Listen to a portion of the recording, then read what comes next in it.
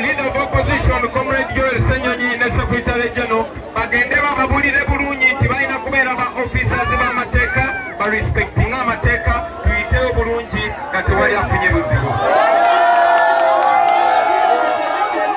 Oli ku Map Media TV kamera nina kuje njagala kubasaba mmwe mubeere bakkakkamu mubeere disciplined bali be baba bakole fujjo bokka.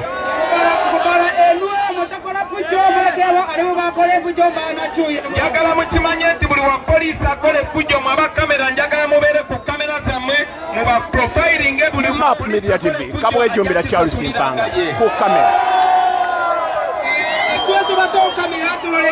Njagala basaba mubeere bakkakkamu.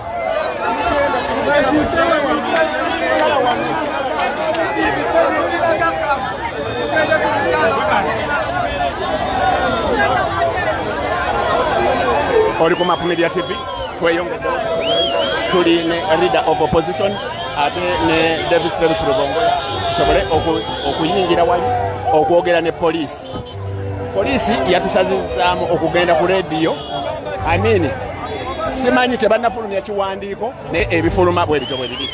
Tuli ne leader of opposition Joel Senyonyi ate ne David Rubongoya Secretary General wa National Unity Platform.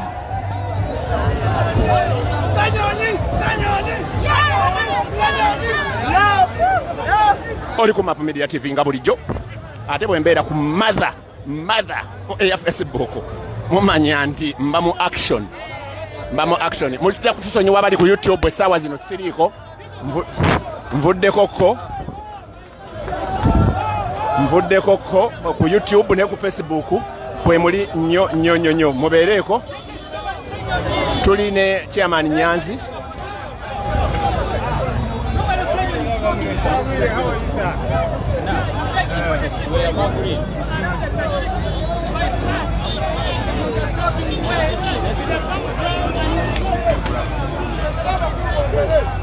the playground here there is an activity that was so yes, everyone wants.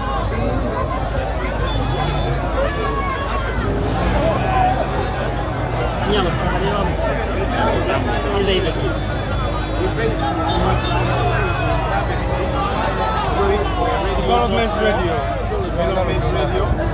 and we have a radio show. So it's on that basis that we had our plans after opening our office. We go to the radio station and have a receipt. And also Boma grants, which we paid for and have a receipt from the plan. Now, so when did things change that now the new program and the district committee communicated to your coordinator about the change of program? But you want to talk to the radio. Assuming now that the venue, you're saying there is another event, which I don't know about because the town clerk gave us the date and signed and stuff and we paid money. But now how about the radio station? Because we paid money, have a receipt, and they are waiting for us on the radio.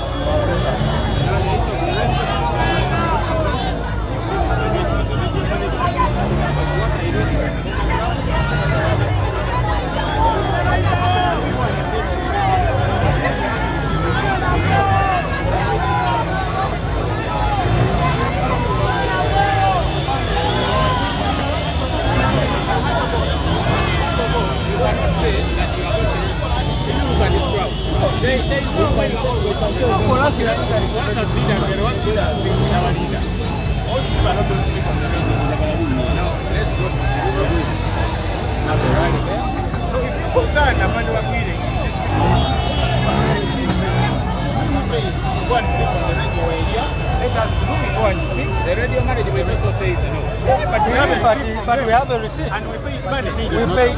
So we paid the radio station.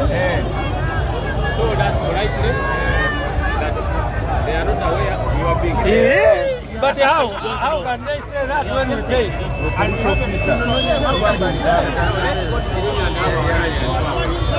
I'm trying to understand you when you say, let's imagine that the town clerk should change that. Either under duress, because we have a receipt. But the town clerk can also, how can you also change? It's also a problem. But now the radio station, that you have a receipt to go and talk on radio. Even the radio station. Do you know that we did not book Chilumia? We did not book it. We don't have a receipt for it. It's not our ground. It's not our venue. But it's available. No, but we don't have tents there. We don't have anything. For us, we booked Boma Ground. And we have a receipt for Boma Ground. We have a receipt. And we also have a receipt for the radio station. Let's go to Chilumia. What's your worry? What's the problem? Why can't we talk on radio when we paid money? Okay, assuming the grounds are busy and paid, but the radio station won't be paid. Let's have a program.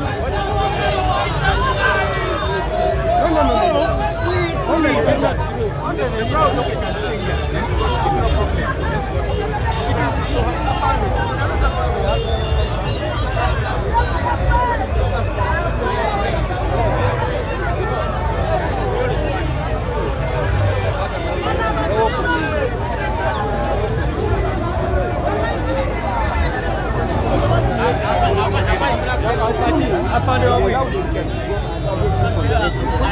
The radio is out of bounds. But why is it out of bounds? Why is it out of bounds? Okay, so when we go to the radio station and agree a security threat, what more says?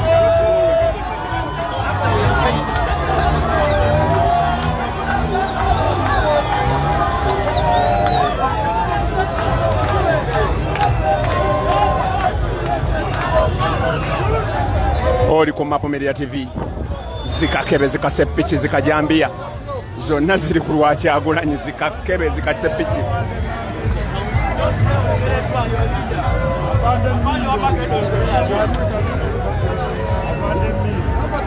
zikakebe zikasepiki zikakebe zikasepiki oli ku Map Media TV.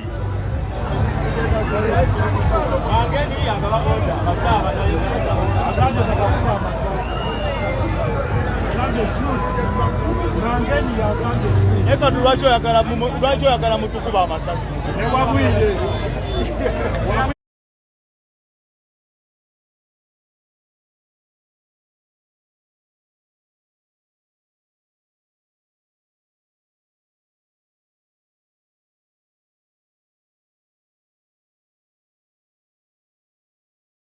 Media TV.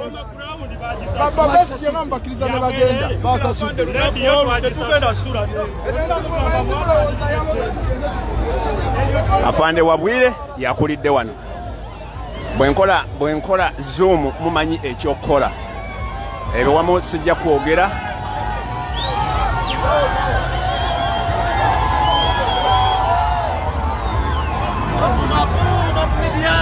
Yo omugama mutya muli bulungi mwasazeeko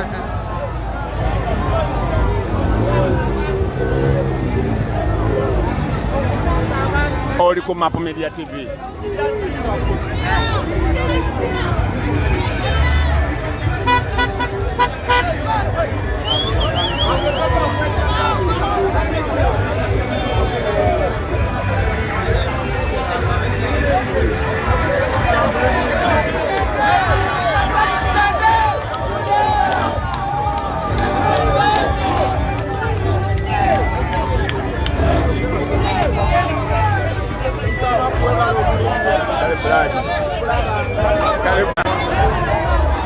Oli ku Map Media TV. Vayo.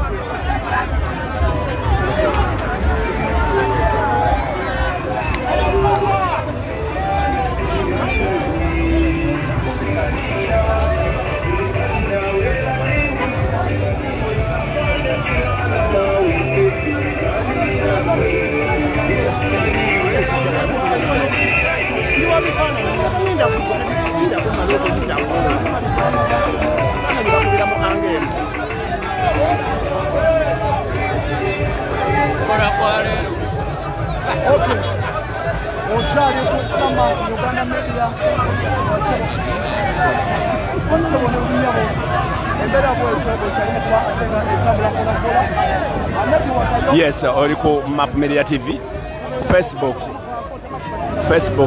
ne YouTube. YouTube sawa zino tetuliko, tuli ku Facebook kano ke kanene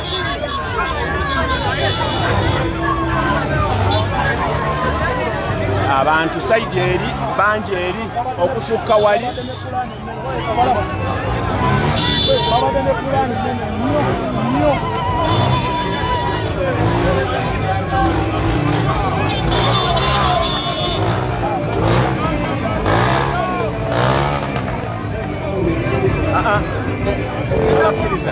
abakkiriza bantu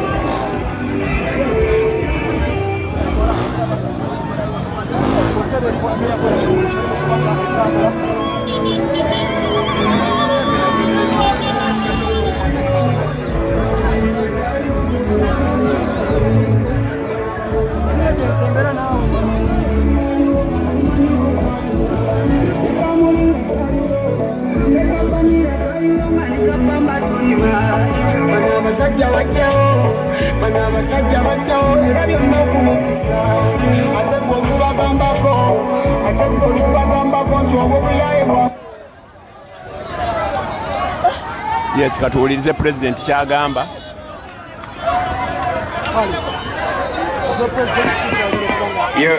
Yo. People power! Our power! Abantu babundi bujo. Mulabye bakawadi. Mulabye abatitizi. Tetulina mundu, tetulina mayinja. Buli kye tukola tukikola amateeka naye bagaddewo ekkubo.